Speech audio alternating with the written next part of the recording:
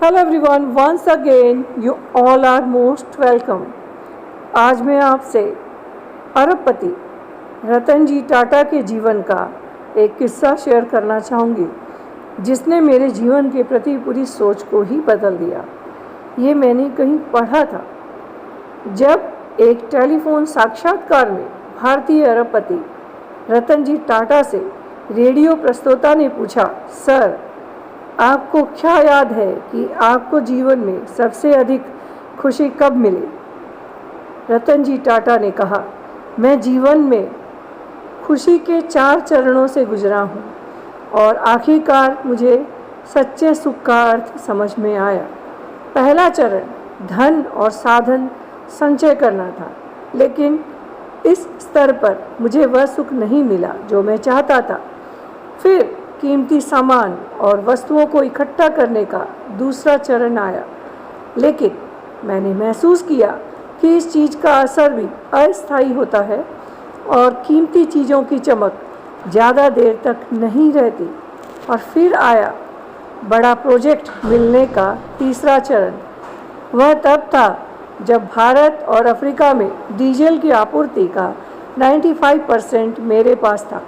मैं भारत और एशिया में सबसे बड़ा इस्पात कारखाने का मालिक भी था, लेकिन यहाँ भी मुझे वो खुशी नहीं मिली जिसकी मैं कल्पना किया करता था।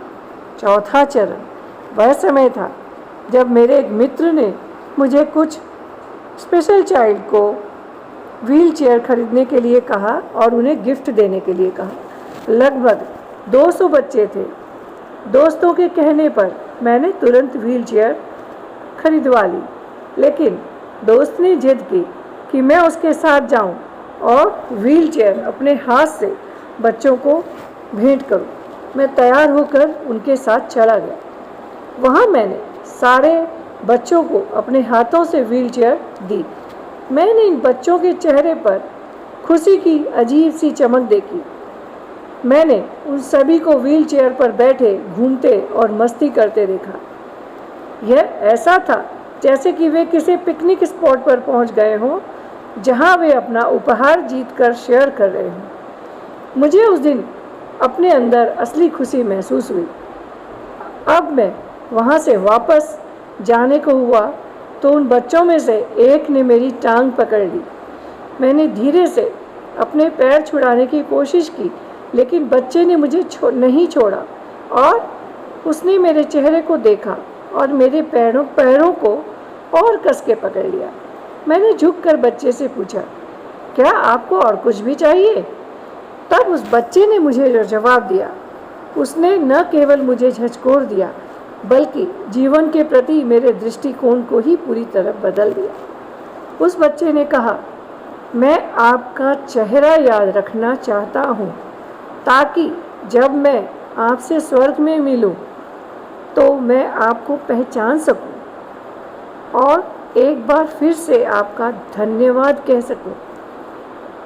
फ्रेंड्स, उपरोक्त शानदार कहानी या वाकया का मर्म यही है कि हम सभी को अपने अंतर मन में झांक कर देखना चाहिए कि यह मनन करना अवश्य चाहिए कि इस जीवन और संसार और सारी सांसारिक गतिविधियों को छोड़ने के बाद हमें कोई किस लिए याद किया करेगा? क्या कोई हमारा चेहरा भी देखना चाहेगा? ये बहुत मायने रखता है। फ्रेंड्स, हम सभी इस दौर से गुजरते हैं और अपने अपने स्तर पे हम सभी अपने जीवन को, अपनों के जीवन को बेहतर बनाने का प्रयास करते हैं और हमें भी ये खुशियाँ मिलती हैं और अपने स्तर पर हम भी कहीं ना कहीं किसी की मदद करने की भी खुशी करते हैं, कोशिश भी करते हैं, खुश भी होते हैं, उनके चेहरे पे मुस्कुराहट भी देखते हैं। ये स्वाभाविक है, मगर यहाँ एक बात और ऐड करना चाहूँगी। हमें ये भी तय करना है कि इसके विपरीत कहीं ऐसा तो नहीं कि हम अपने काम, क्रोध, लोभ, मोह, माया जिन चीज़ों से हम बच नहीं सकते, लेकिन हमारा उन पे कंट्रोल है कि नहीं। कहीं ऐसा तो नहीं कि अनायास ही हम दूसरों की तरक्की, दूसरों के सुख, दूसरों की प्रशंसा सुनकर ही अपने आप पे काबू न रख सकें और बस किसी भी स्तर पे हम उन्हें अपना दुश्मन समझ के उनका बुरा करने में जुट जाएं। जो एनर्जी हम अपने अच्छे के लिए खर्चा कर सकते थे वो हम अनायास दूसरों को तकलीफ़ पहुंचाने में व्यर्थ कर दें। तो ऐसा न हो, ऐसा करने से कि इसका विपरीत हो, लोग ये सोचने लगे कि इस व्यक्ति का हमें दोबारा चेहरा ही न देखना पड़े। ये चीज़ पे हमें थोड़ा सा ज़रूर चिंतन करना चाहिए कि हम इस कैटेगरी में ना आए। और ये करना बहुत सरल है। सरल किस लिए है कि ये सीख हमें बचपन से ही हमारे पेरेंट्स, हमारे बड़े और बड़े होने पर हमारा विवेक हमें देता है। हम भी इन चीज़ों से कभी नहीं बच सकते।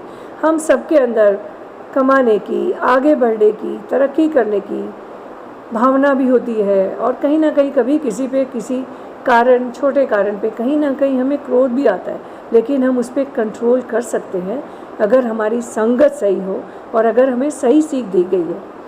आपको छोटे से मारवाड़ी के कुछ 10-15 लाइन है वो मैं सुनाती हूँ कि किस तरह हम लोगों ने बचपन से सुना है, और अगर हम उन्हें उनका मनन करते हैं तो कभी भी हम इस स्थिति में तो नहीं आएंगे कि हम ये कहे कि इसका चेहरा हमें दोबारा ना देखना पड़े।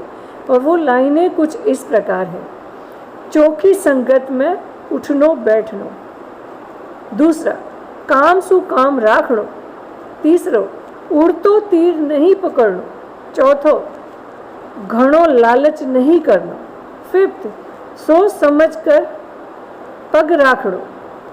सिक्स्थ, रास्ते आणो रास्ते जानो। सेवेंथ, जितो हो सका बत्तो ही कम बोलो। 8, छोटा मोटा को कायदो राखनो। 9, जितो पचे उतो ही खाणो। 10, बिना पूछा सलाह नहीं देनी। 11, पराई पंचायती नहीं करनी। 12, आटे में लूण समावे, लूण में आटो को नहीं समावे। नंबर 13, पग्गा बलती देखनी, डूंगर बलती नहीं। नंबर 14, बीच में ही लाडे की बुआ नहीं बननो। 15, सुननी सबकी करनी मन की। ये कुछ लाइनें हैं जो अगर हम समझते हैं, इनका मनन करते हैं, तो हम कभी भी ऐसा कोई गलत काम नहीं करेंगे जिससे कोई ये सोचे कि हे भगवान इसका चेहरा दोबारा ना देखना पड़े।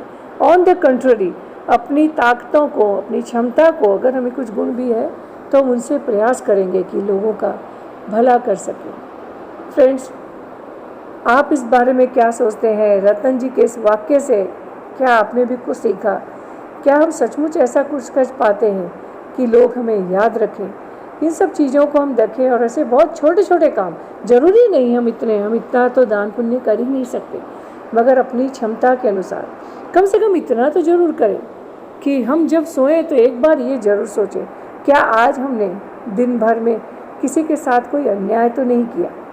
ये नहीं अन्याय है कि हम सांस क्यों ले रहे हैं, उससे कोई परेशान है, या जैसा मैंने कहा कि दूसरा अगर हम तरक्की कर रहे हैं तो हमें कोई दुश्मन समझे, इसे तो हम नहीं रोक सकते क्योंकि सांस तो हम लेंगे ही। हमें ईश्वर ने दी है सांसें, हम तरक्की भी करेंगे। कहने का अभिप्राय है हमारे हाथों से कोई अन्याय न हो, हम किसी का कर सकें तो कुछ अच्छा ही करें।